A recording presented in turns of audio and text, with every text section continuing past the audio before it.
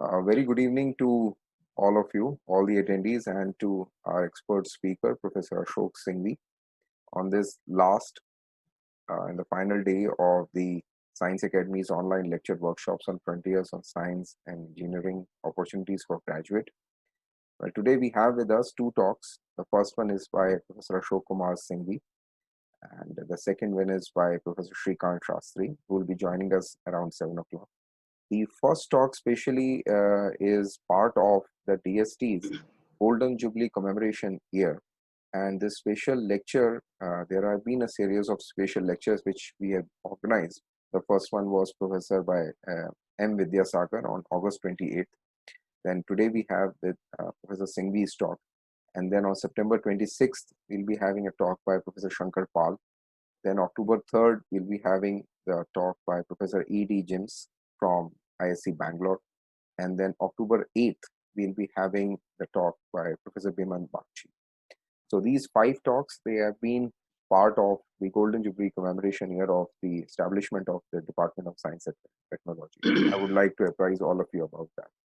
And this online workshop is being organized with the support of the 3 science academies, INSA, National Academy of Sciences, and the Indian Academy of Sciences, Bangalore, along with the Science Foundation and the MHRD Institution Innovation Council of the Upadhyaya College, under the aegis of the DBT Star College program. Professor Anurag Sharma, who will be joining us very soon, is the convener of the workshop. And to introduce Professor Singhvi, he received his MSc from Jodhpur University and PhD in 1976 from IIT Kanpur. His work at PRL marked a distinct change from hyperfine interaction, Mossberg spectroscopy, and nuclear reactions to luminescence spectroscopy of minerals, geochronology, and paleoclimatology. He has been a Ford Foundation Fellow from Oxford, AV Humboldt Fellow, Heidelberg, Leverhulme Fellow, Sheffield, DFG Professor, and Academy Professor, Sao Paulo, and Visiting Professor, Denver.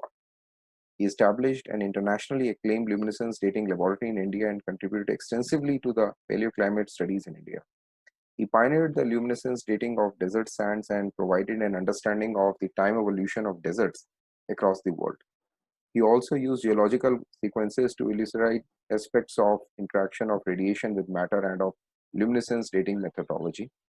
Dr. Singhvi was bestowed the Krishnan Medal in 1988, National Mineral Award 2004, Farouk El-Baz Award by the Geological Society of America in 2003, Decennial Medal by the Indian Geophysical Union 2006, and K Naha Medal in 2007.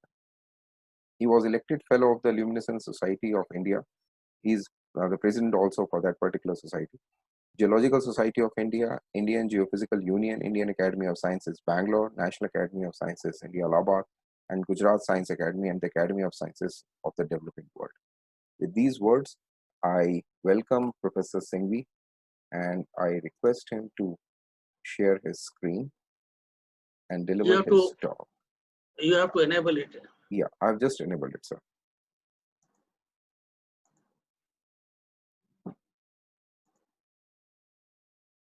Friends, it's a great honor.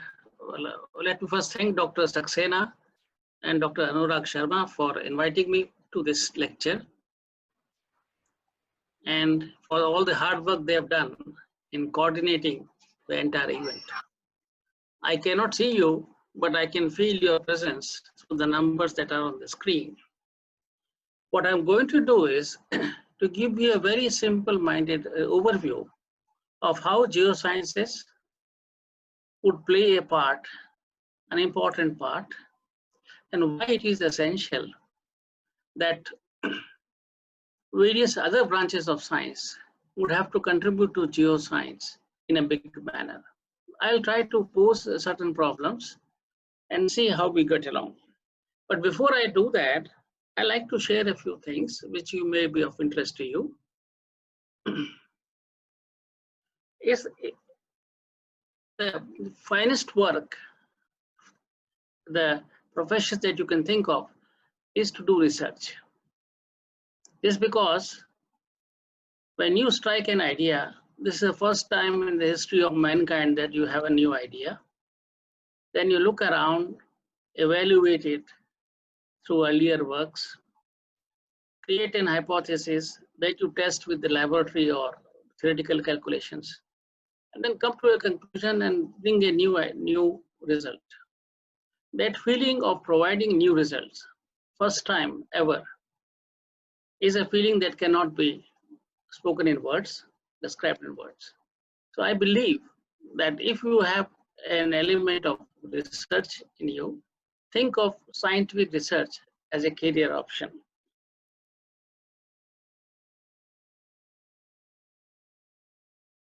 Now, for those who want to initiate a career in scientific research, you need to ask yourself a question: why do you want to be in research?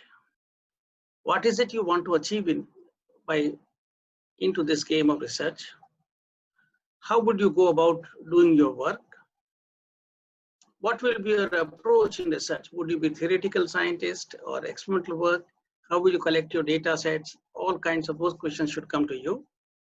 And more importantly, how would you communicate your results? There's another important part, that you can do good science, but if you fail to communicate your science effectively, you really cannot tell the world what you have done. There are issues of ethics which comes in science always now and has been in the past, right from taking somebody's idea to working on animals which are not allowed, you are not allowed to work on. Experiments on animals are not allowed. All those issues you have to look into it. And then finally, how do you optimize that your output, your science that comes out, is commensurate with the work you do? Sometimes we find that we keep on working hard without a result, and that time you have to introspect and see how and why things are not working out. Every person should also look at this SWOT analysis. He should identify his strengths, weaknesses, opportunities and threats to him. Where are the areas you are strong at? Theoretical calculations, experimental part, data analytics, whatever. Where are the areas you need to work and improve on your weaknesses? Maybe communication, maybe writing part of it. What are the threats? What kind of competitions you may face in your research? And how well you can do it in terms of equipment availability to data analysis to machine time. And what are the opportunities? How can you fast track your work? So these 4 strength analysis one should do whenever is possible, and always building on your strength and identify your weaknesses so that you can go further. Now, in the recent time, if you look at the history of mankind, there was a time that the knowledge of a person and the knowledge of the entire society were similar. I knew everything around me, and so about 3-4 billion years ago to 1 million years, whatever the decision making was based on the total knowledge one needed to make a decision. As the time progressed and the technology grew, what's happened is that knowledge of the society, which is all around you, has gone far beyond the knowledge an individual can gain. And that has been a very important change that has happened in the last 100 or 30 years or 50 years. Information technology and the technological acceleration that has happened has been tremendous. And so what happens is that the knowledge of an individual to the knowledge of the entire society is a large difference, order of magnitude difference. So most of us have no clue about the new knowledge that exists around us. And this has led to fake information. As you have seen in the times of COVID, everybody tells you what to do in COVID without knowing what COVID is. This is a gap that has to be filled up, and this can be filled up only by scientists who have wherewithal to be able to communicate, understand, communicate science in a proper manner with evidences. So we have an important role in the society as an educated set of people. Next thing is, we have now an exposure to information like anything ever before. And the WhatsApp messages that give you information are so well done that you almost within a minute of reading a half a page of message, you realize that you understand everything about the issue. And you reach what they call is in the psychology is the Peter Mount stupid. But then when you start, and some of us, when you start looking into the detail, you realize how less you know. And that's where you start beginning to know that how complex the situations are. And then you come to a stage of research and development.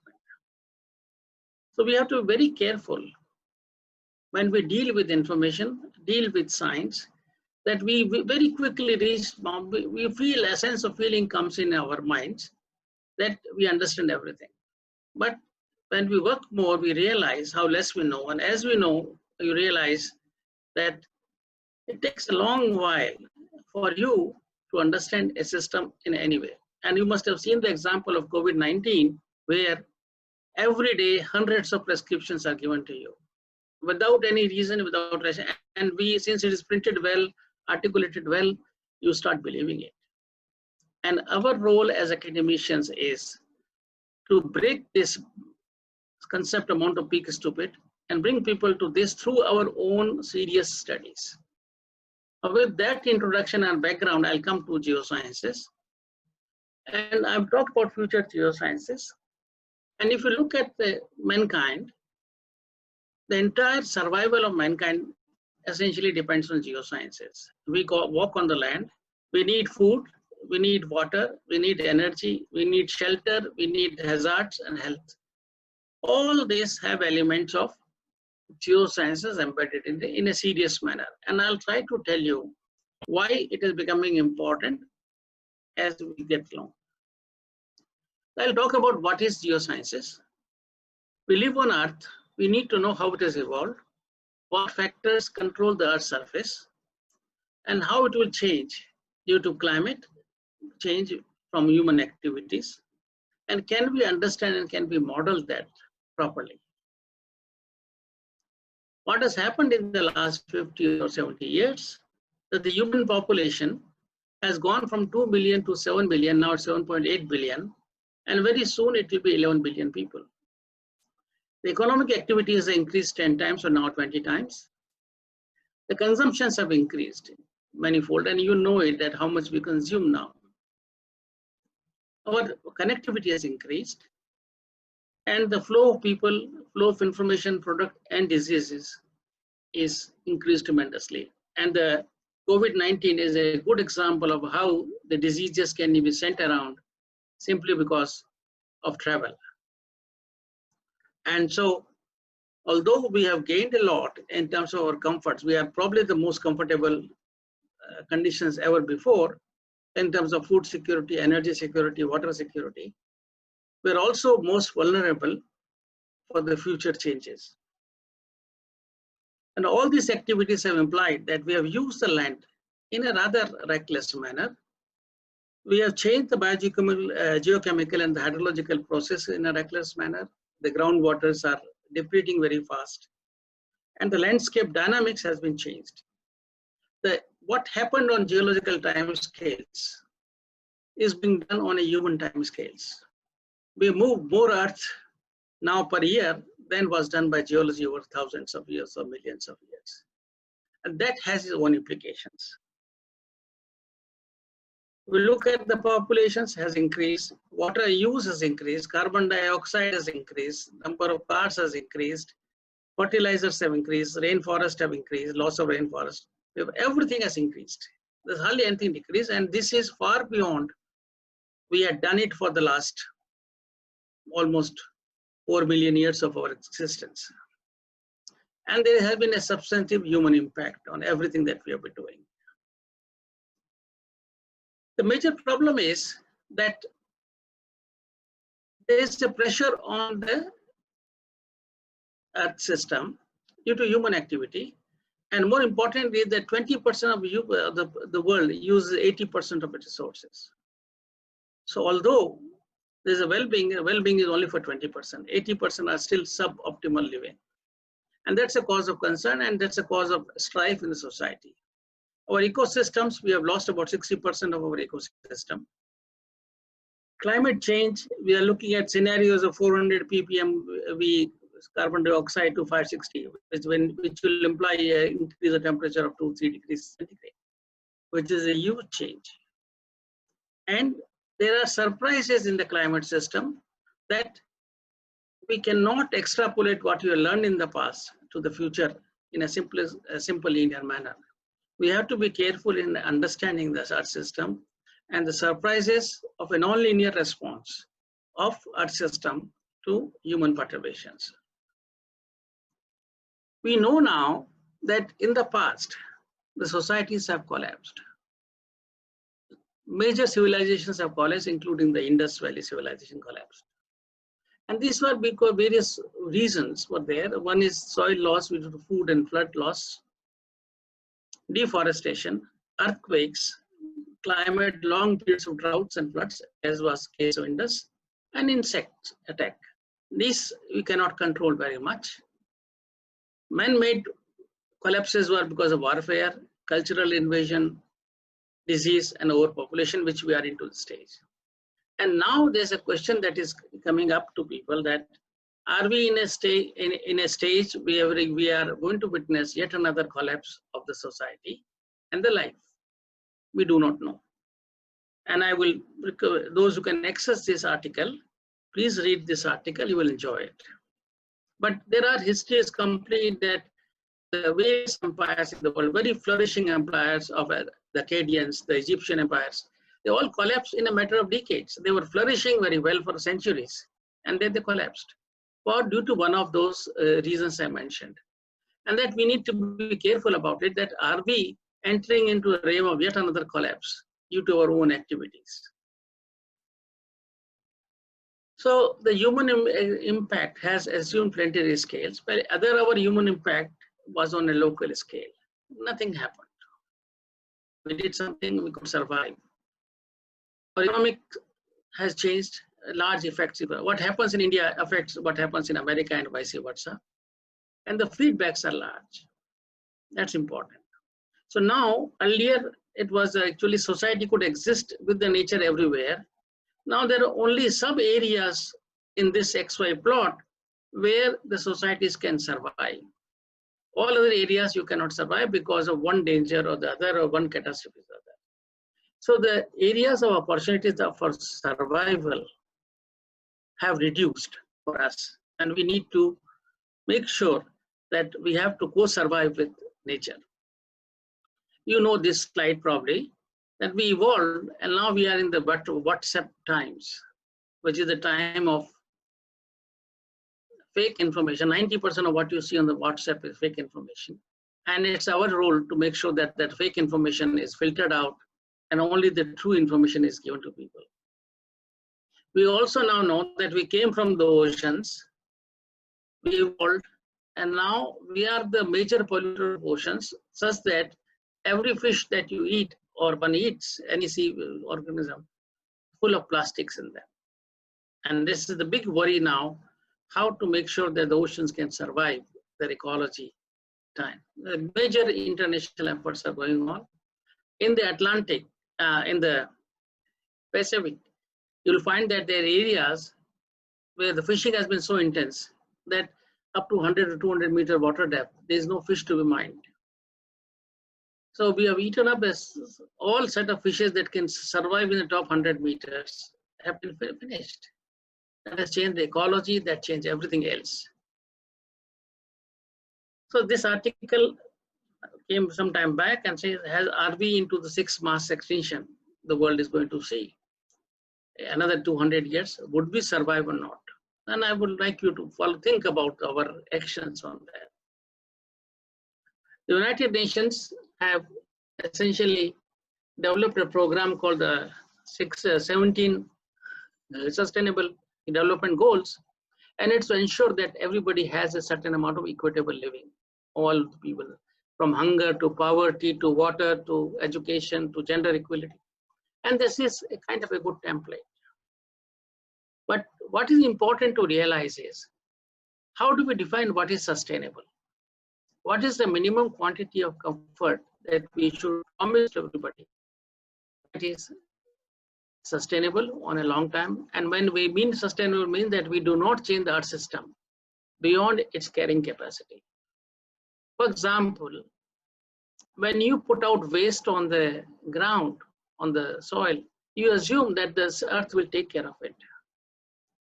But you are essentially changing the local geochemistry of the waste, or the soil that you put on this, or the sediment you put on. And then with time, you'll realize that the local chemistry totally changes and it starts affecting the local flora and fauna also.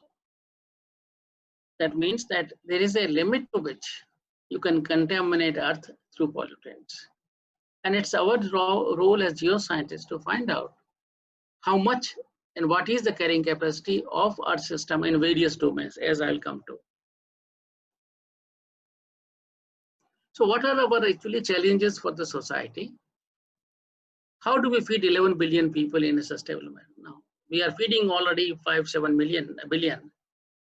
If you make the number double, where the food is coming from? We have mostly cultivated what we can. How do we make sure that our 11 billion people can be fed in a reasonable manner with a nutrition level as anybody should get? How do we conserve the nature's biodiversity? We are already killing biodiversity in a big manner. If the world is going to be warmer, 2 degrees or 3 degrees, the sea level will rise, the temperatures will rise, the crops will be affected. How do we adapt to that? Warmer and more urban world, more people will live in urban areas. How do we handle that? And I'll come to those issues. How do we make sure that our carbon footprint is reduced? How do we innovate that we have still sustainable, feeding 11 billion and still we have sustainability? Now, this is a very complex question. How do we look at the soils? What kind of agriculture practices? Do we need GM food or not? Number of people is increasing. So same earthquake that killed 10,000 in Himalaya a few years ago will kill 100,000 in Delhi in no time. So the number of people affected by any disaster has increased 10-fold or 20-fold. And how do we handle that? How do we resilient?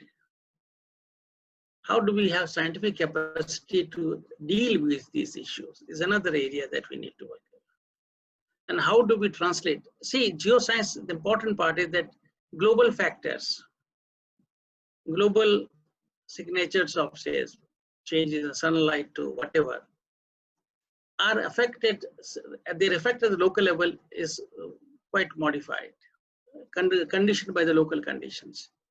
So how do I translate, scale down a global effect to a local factor? This is something we are now trying to understand. When we make a measurement in geology, we make a measurement at point. So from point scale to global scale and from global scale to point scale, scaling down and scaling up is something that we need to look at. So we need to worry about the hazards. We need to worry about, can we model changes? Now, for example, I can actually model the change of groundwater withdrawal, and I can keep on extrapolating it. I do not know how the society will behave 5 years from now and whether the groundwater withdrawal will increase or decrease. So we have to bring in factors of sociology here also and see how do we model the human behavior to understand a natural system. Now, this is a new emerging area of science, and people are looking at how to bring in human impact on that system for future modeling. If you look at sciences, there are 4 kinds of sciences were there. One is actual natural science, second is formal science, social science, and applied science. The natural science was physics, chemistry, biology, and geology. Formal science was mathematics and logic. You can start with the equation, you can derive everything through logic. Social science, economics, sociology, political, and history. And applied science was medicine and engineering, where you apply physics, chemistry, biology to understand the well-being of a humankind. And these were working very well. Now, geology is now one area which now transgresses all of these areas. And that's the important fun of geology, is that once you look at geology, You need to know about physics, chemistry, biology, mathematics, economics, sociology, political issues, medical engineering. And that makes it exciting subject. If we look at geology, it has got input from chemistry, geochemistry, paleontology and geobiology is a new subject coming up. Geomorphology and the study of the Earth's surface is coming up. Is a big subject now. The surface we walk, how does it shape up? And I'll come to it. Meteorology, the study of science of climate. Astronomy comes in because the long-term changes are actually controlled by astronomical factors. And physics, geophysics, mineralogy, petrology, crystallography, everything is together. And these combined form geology. And to add to this now, we have elements of human behavior, reaction, and responses to model the geosystems. So already a complex story becomes a still more complex. But you can imagine that you need to have a person of mathematics, you need to have a person of physics, you need to have a person of biology to be able to build up a story of a geological kind. This is a famous Rutherford diagram that essentially tells you about the kind of interactions and processes in geosciences between ocean, external forcing, atmosphere, oceans, and the land. All this was working very fine for the last 4 billion years. Only recently, human activity has changed the land use, and hence everything else is changing now. So our activity here on land use, pollution, pollutants, is essentially causing the entire Earth system change in a big manner. And we need to understand each of these boxes and compartments, each of the arrows, which are the feedbacks and forcings, to be able to understand what will happen in the future. And so it is a very complex situation that we are in. If we look at the services in geosciences, all that we need for our survival is based on the top 100 meter to a kilometer of Earth. Be it hazards, earthquakes, be it our agriculture, be it everything you take, mineral resources, be it your groundwater, be it your water supply, town planning, everything is what happens in the top 100 meters to a kilometers. And that is the surface part which we don't understand the most. We need everything to be able to talk about it. It's also now becoming very clear that the years to come, geosciences will be like medical sciences, in the sense that people are expecting geosciences to deliver information about hazards, modeling information about hazards, as they would expect a medical doctor to deliver a diagnosis in a sensible manner. And there have been cases that some people in Italy were jailed because they failed to predict earthquake. Though it is well known in science that it's not easy to predict earthquake because we cannot make observations of earthquake, which happens at 25 kilometers deep down. We cannot make observations, and hence we can only guess in a probability manner how the earthquakes occur. But this is going to be the future, that geosciences would be treated like medical sciences, will be treated like services, where accurate information modeling is needed. And hence we need to get people in modeling, mathematics, physics coming into the game. So the years to come, geosciences will have to give data and services which are accurate and verifiable, quantitative. Most of the science has so far been qualitative, now it has to be quantitative, and it should be accessible in real time. So it's an interesting time for geosciences that we understand and quantify the processes that operate on the surface of Earth and the interior of Earth.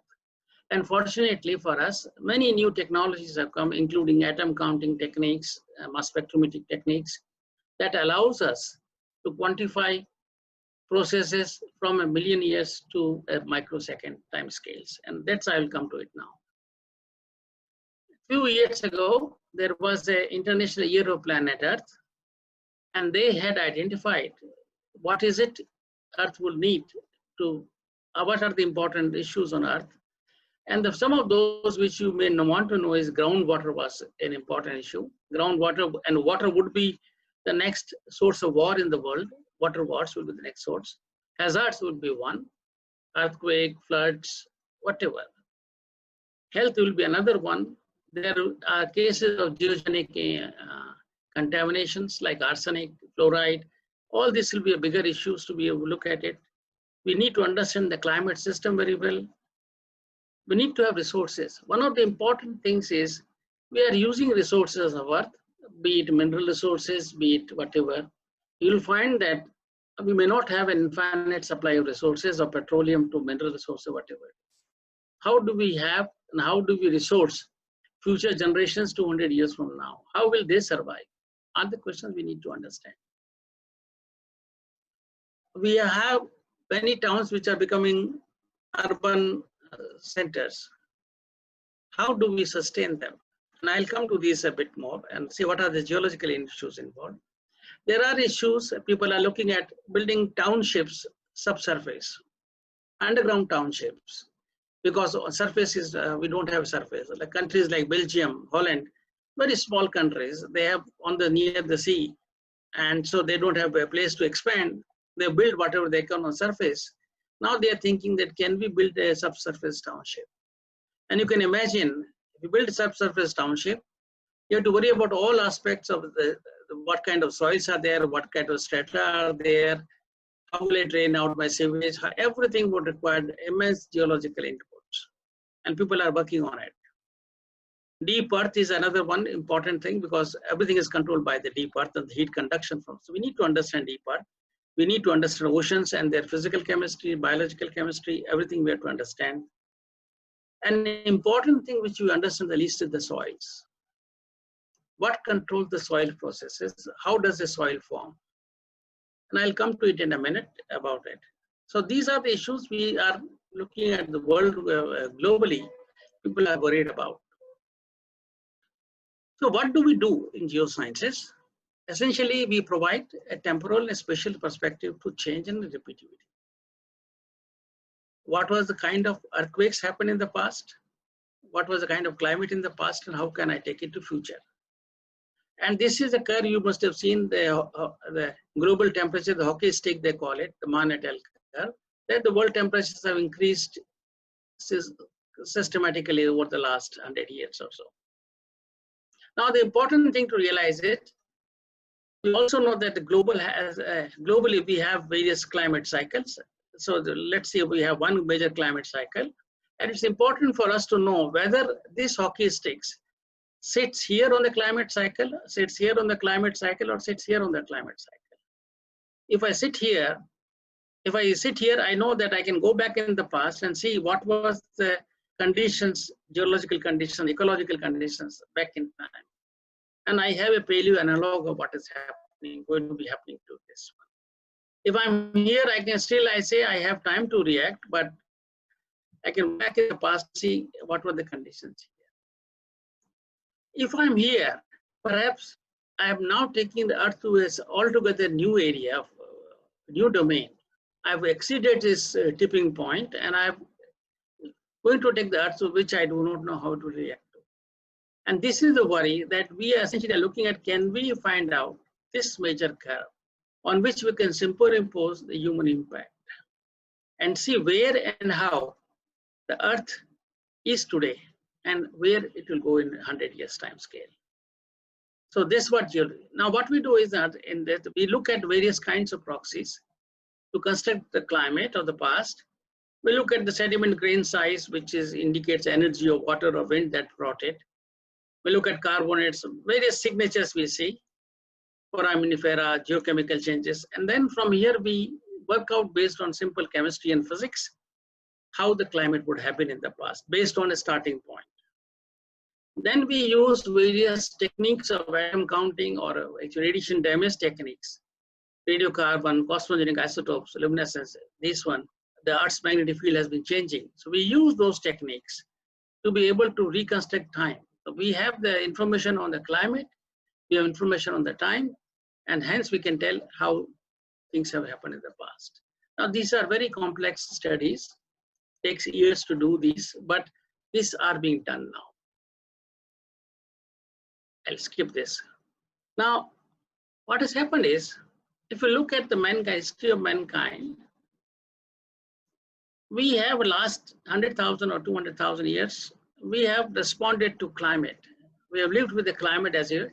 If the climate was cooler, we went to the warmer area and that's how the human migrations occurred.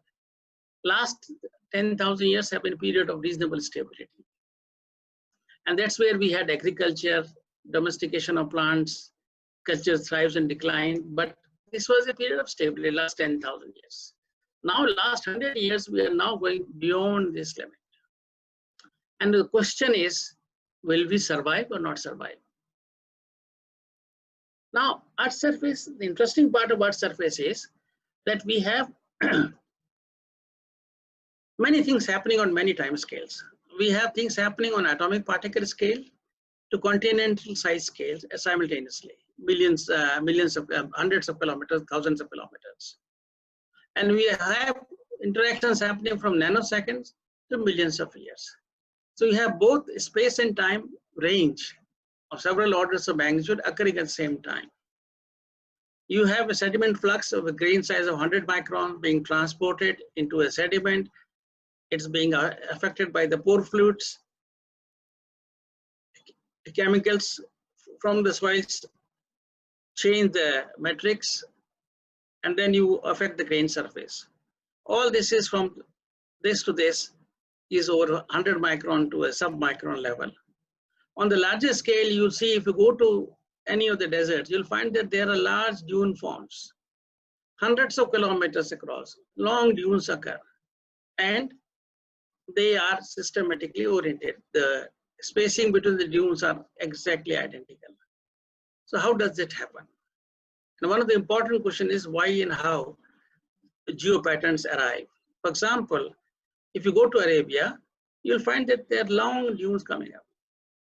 If you look at the Fen deposit, as the river goes into the ocean, you'll find that it's like a leaf-like finger pattern comes in. What does it happen? Why does it happen? What factors control these things? Essentially, it is an optimization of energy and flux of sediment. But can we make a model of that? Can we predict that how this will go?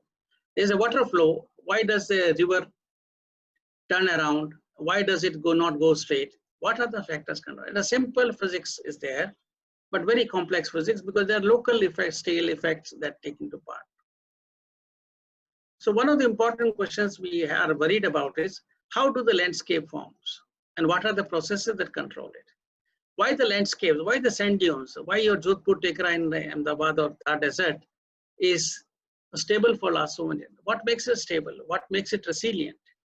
And it's important to know these time scales because then we know that if we perturb the climate today, how soon the Thar Desert will start expanding and how soon the Ganges will start misbehaving in terms of water supply.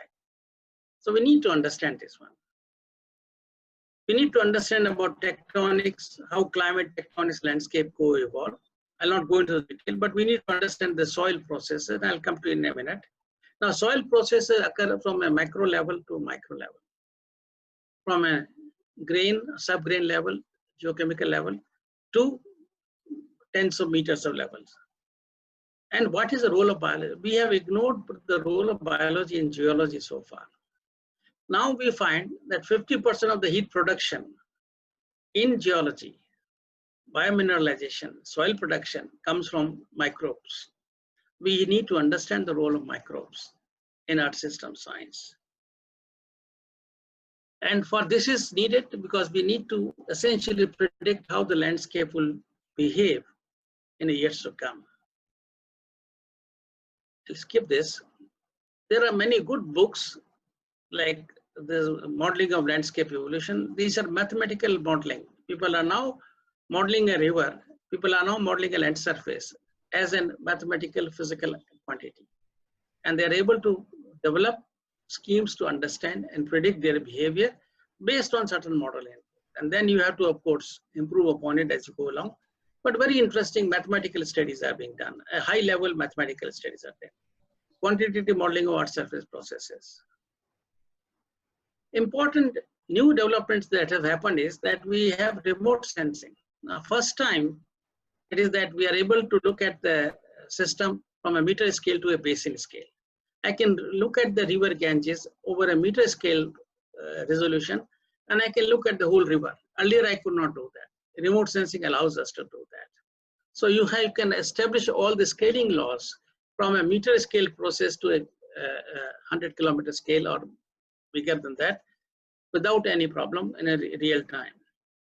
We now use wireless sensor network. The cell phone you have sensors, and similar GPS sensors are available where you can put it at various places on a surface, and it will essentially monitor when the landslide occurs. And now we can predict landslides in advance because we can use wireless sensor and monitor the movement of each component of the surface in time. We have GPS that we can actually monitor the position of a point on the surface on a millimeter per year scale. We can accurately monitor and see how the continents are moving or how the Indian plate is subducting against the Asian plate and what are the kind of stresses that are being evolved. We can do that. We have sensors to detect extreme event. Earlier we had floods, but we had no idea how to manage floods and major floods. We can now look at topography with a very high resolution of a millimeter or sub-millimeter scale. And you can talk in terms of how much erosion is happening today or whatever. We have GPR to look at subsurface. We have molecular biological techniques, molecular proxies to understand what is happening in the soils. And the list is long. And I'd like to share in the next 5-10 minutes what are the kinds of studies we're doing. Like rainfall is another one area which we are worried about. I must tell you that rainfall never fails. It's only the plus 20% or minus 20% is what we call as a drought or a flood, no more than that. Indian rainfall is a robust physical system. It will stay there. It will not fail, but it will be plus of 20%. So we'll get an average of 80 centimeters per year. But we lose about 100 to 200 centimeters of water by evaporation, potential evaporation. So we often are in a state of water scarcity. And we need to worry about agricultural drought versus flood. There may be a period of floods happening in area, but in the end it is an agricultural drought because the rain did not fall at the time it should have fallen. So we need to worry about that and understand, can we predict rainfall patterns, their duration and intensity in the past and then take them to future? Then can we use mechanisms to distribute water in a judicious manner? Can we use the paleo channels or rivers for surplus water or storage creation? This is an important part, but when you talk about river linking, you have to also worry about the ecological issues about it. Then you have to look at the remote sensing aspect, and can we use remote sensing techniques, especially the microwave remote sensing, to look for new areas. And in China recently, they found a huge deposit of water, fresh water, under their desert that will serve them for 100 years. So we need to find these applications of new techniques to help us survive. I'll skip this. Critical zone is another area which is essentially the study of soils and beneath it. Near surface environment involves complex interaction involving rock, soil, water. All things happen. And can we understand and model all this? So you have a forcing of human climate and tectonics. You have physical, biological, and chemical processes happening here. And then you are affecting the hydrology, soils, and response. You have reactions happening from microsecond ion association to mineralization millions of years. Now, entire zone of reactions happen in a column of 100 meters or 50 meters. And this is something that is very challenging. Requires geophysicist, a chemist, a biologist, an organic chemist, every kind of people you can think of are there. And we have just initiated a major program of the Ministry of Earth Sciences, where we have 7 laboratories working as observatories now. And it will be more like 15 in another 5 years' time. And that will be observing reactions under that surface on a day-to-day, week-to-week, month-to-month basis. Hazards is another area that we need to worry about it because of increased population density. Increased hazards has happened. We have talked about earthquakes, tsunamis, volcanic deforestation, floods. All these are hazards. And what earth sciences will do is to find out what is the recurrence interval of hazards, looking at the ancient record of sediments. You will we'll estimate the risk involved. What are the vulnerability map we can prepare? We can look at the microzonation. What are the areas which are going to be prone to more seismic shaking than other ones? And then, of course, various areas, where do you put your waste? How do best to put your waste? Everything requires geosciences. Resources, future resources. One of the important thing is the rare earth niobium, which essentially is used in your cell phones. And you will realize that there are wars going on in Africa because India and China together are using billions of cell phones, which have a battery requires niobium. Niobium is a very precious metal and is found at very few locations. So there is a huge fight going on. So can we find alternate to niobium as a battery? Is one thing. Can we find alternate ways of extraction of niobium from small amounts from the rocks? Is another area of research. We talk about solar energy, but important thing will be that it will be limited by pure quartz. We may not have pure quartz to be able to make solar cells. So the future would be, can we develop solar cells which are non-quartz based solar cells? So these are the challenges that geosciences will pose to you. And you can use all your material science to physics to anything that you like to be able to talk about it. Another interesting thing that's, I'll take another five minutes more, is that you have mega cities like Bombay or Delhi. Now these cities, simple example is that these cities have say 100 million people staying in them, or whatever number, 10 million people are staying, 10 million people staying there. Now, every morning they use 100 liters of water and every evening they use 100 liters of water per person. So we are looking at about 1 million cubics of water being flown every morning for 1 hour and every. So Bombay experiences a mini flood every morning and every evening. Now, right now we are able to handle that flood. But how long the soil of Bombay would handle those floods is a matter of worry. And we are talking in terms of various kinds of urban floods, nuisance floods, which will come because of the sea level rise. How do we model them? How do we model the subsurface capacity? Understand and model that will be the future of that. Like waste sewage is 10 to the power 8 people into 10 to the power 2 liters of water. Is a huge amount of flood every morning and evening. And already Bombay and Delhi are seeing unexpected flood in areas. Some areas just start flooding. And that is because of this kind of water use we are talking about. How do we plan our subsurface drainage, or how do we plan our township such that we don't end up with this problem will be an important issue that we need to worry about. And it requires all the understanding of subsurface we need to do. If you want to scale up any activities because you have to feed many people, you have to look at food. You have to look at large scale production of crops. People talk about GM crops, but we have known that BT cotton in Gujarat is now a failure. People are worried. You can do monocultivation. But then if you do monocultivation, how do you make the soil fertile? Because finally the cultivation will take minerals and nutrients out of the soil. So we need to understand what factors control the soil fertility. How far, I guess, the soil will be supplying you minerals to be able to raise the crops. And if I use a single monocrop, which is ideal, single pest can kill the whole crop. So again, you are back to zero. So these are the questions that agriculture scientists to geoscientists will have to address in the future. Energy part, again, if you take large energy generation, either you use coal or gas fired, there's environmental issue. If you took a nuclear one, this is safer, but it's not always safer. You have to be careful about it. But scaling up in nuclear waste is again, and the nuclear waste will be an issue to be dealt with. Again, geology will come. Which are the best areas where a nuclear waste could be disposed in the form of a glass subsurface? We need to be very carefully done it. And of course, there.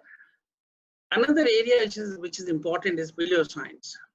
I talked about that we had agriculture and everything came in the last 10,000 years. This period has seen lots of fluctuations, last 10,000 years, but agriculture has survived. Began here and survived because it was able to handle the temperature extremes, the water extremes that occurred in this period. Now, when the temperature extremes, when the soil temperatures increase by another few degrees, will the seed survive? So are we looking at the end of agriculture in next 20, 30 years? How do we know that we are not, our seeds will survive? We can either have to make new kinds of seeds or ensure we understand the soil properties well, that we can still make sure that the agriculture will survive. It's again area of total new research. Similarly, what has happened is because of climate change, our rainfall is remaining same, but it is occurring in bursts. Few important area bursts, and that's it. You must have seen the rainfall patterns have changed, and that we need to worry about how does the soil drain out the water and feed the seed, the water that we need to do. Ecosystem is another area of research we need to go. A third part is that we always assumed in geosciences that what has happened in the past, the same laws which applied in the past will apply today and tomorrow.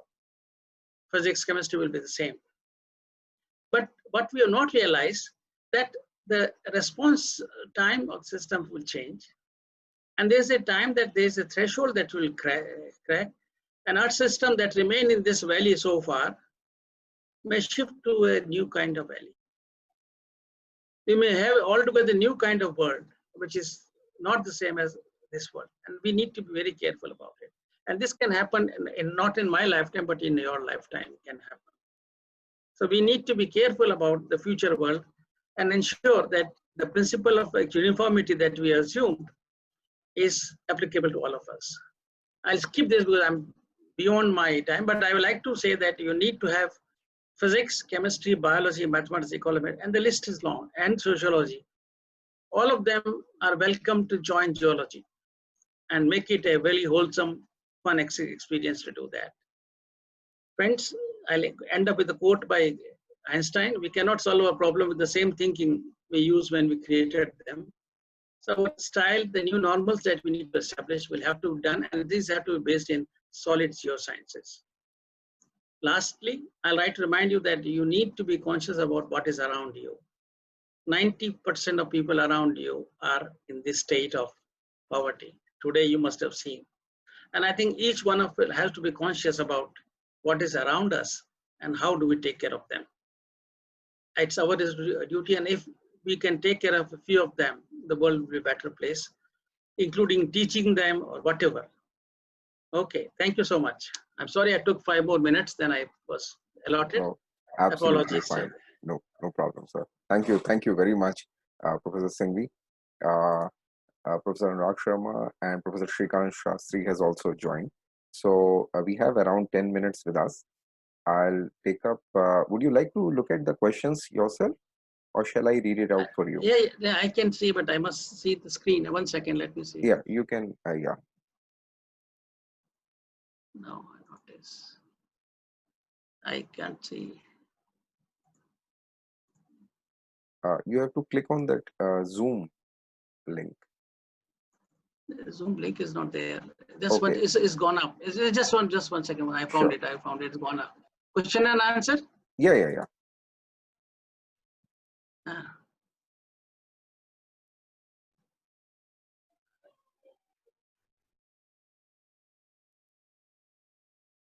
I'll go to the second question first. Okay. The first question I will have to, it's a long time, so I'll answer in person. So my younger brother wants to pursue a career in geology. Here's a passing. Well, geology, as I mentioned to you, has a good option, career option, provided he is interested in it. He should not go because there is a job prospect. If he's interested in geology, I think it's a great subject. And he should have a good training in mathematics to biology. And then I think sky is the limit for him to do good science. The scope would be that, as I mentioned, that challenges will be that the geosciences will be totally interdisciplinary. So for him to do well, he should be willing to learn many new areas of science and use them. As long as he's open-minded and interested, I think there's a great scope for doing this kind of work.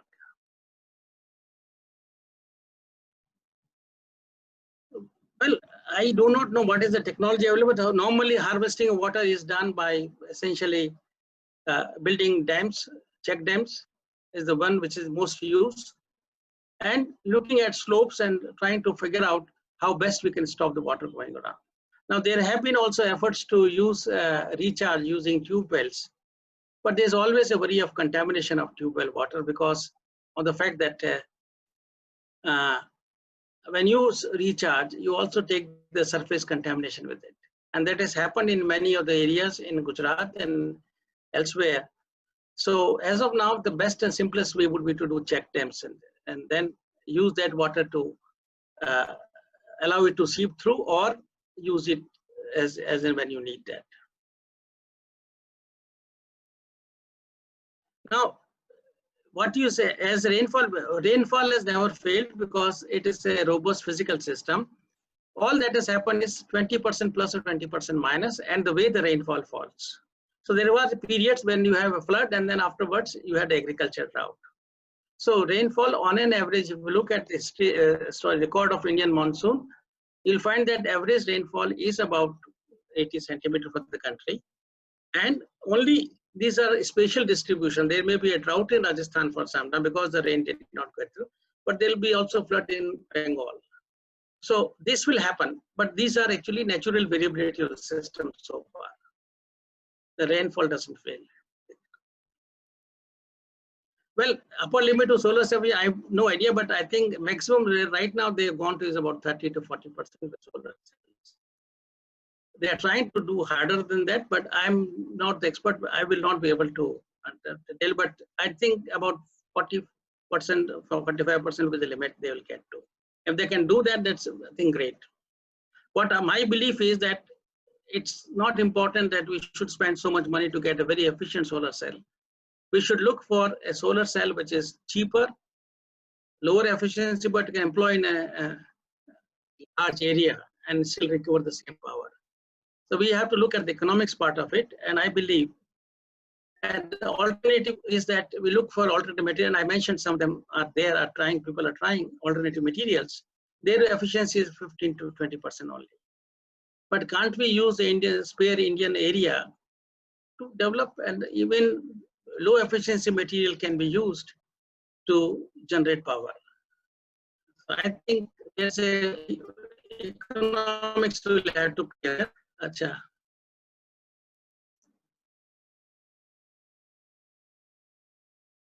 Artificial rain experiments have been tried, but I don't think they have been ever successful. You can't really predict and control. It has been tried, and it's been, many people have talked about it, not been done. I do not know Navier theorem perspective to geoscientists. I will not be able to answer it right now, but I will try and answer it later on. There are many programs of freshwater aquifers. In fact, the Prime Minister himself has been talking about harvesting, rainwater harvesting, and looking for subsurface water. In fact, very recently, NGRI has been funded to look for freshwater aquifers in the Punjab, Haryana, Gujarat region. Punjab, Rajasthan, Haryana, Gujarat. So they are looking at it, subsurface ground. And in fact, hard rocks and their fractures seem to be a potential case of water storage. And some work which has been done at IIT Bombay also has tried to help understand that there is a possibility that even in the hard rocks, you can drill and get fresh water. So there are efforts there. Ocean water is there always, but I think even within the hard rocks, even within the subsoil, there are areas which we need to tap. And hard rock fresh water would be a potential area, which will hopefully next 5 years we'll know more about it. What are the best ways to eliminate plastic? Don't use it, as simple as that. But I think there are people who are trying to escape, but it has gone to such a level that if you eat a fish, half of it fish is plastic now. So how do we handle that? So I think it has to be scavenging of this one, which is done, which is not physically possible, but people are trying to do that. There are ships doing this. But the only way to eliminate plastic is not use plastic. I don't think there's a simple solution.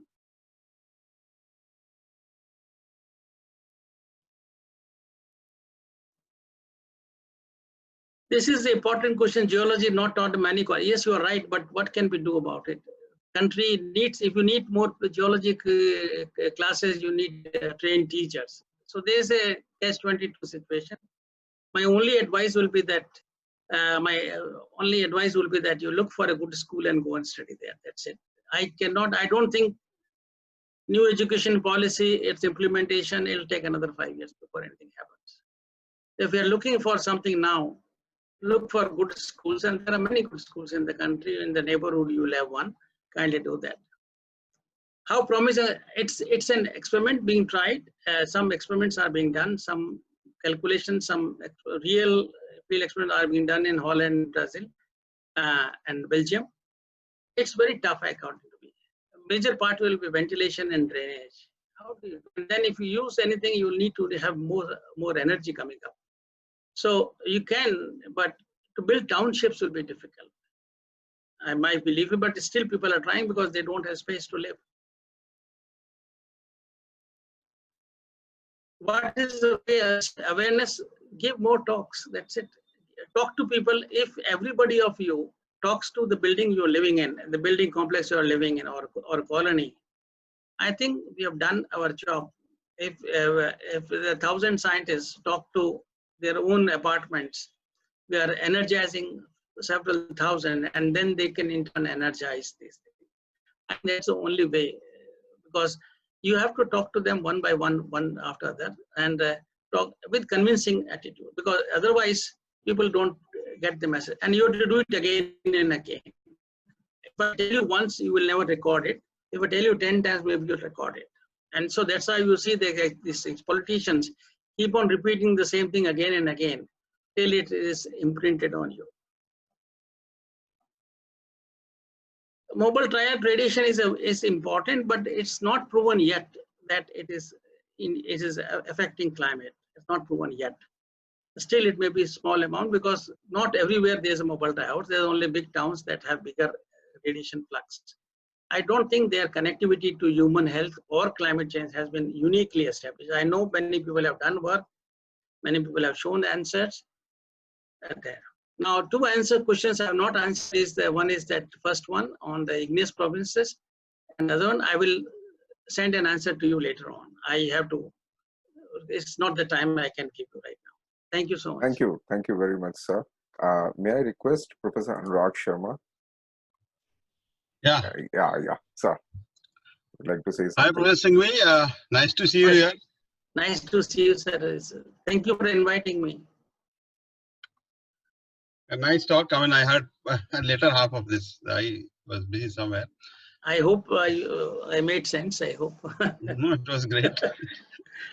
So many questions. People really liked it, I think. Sure.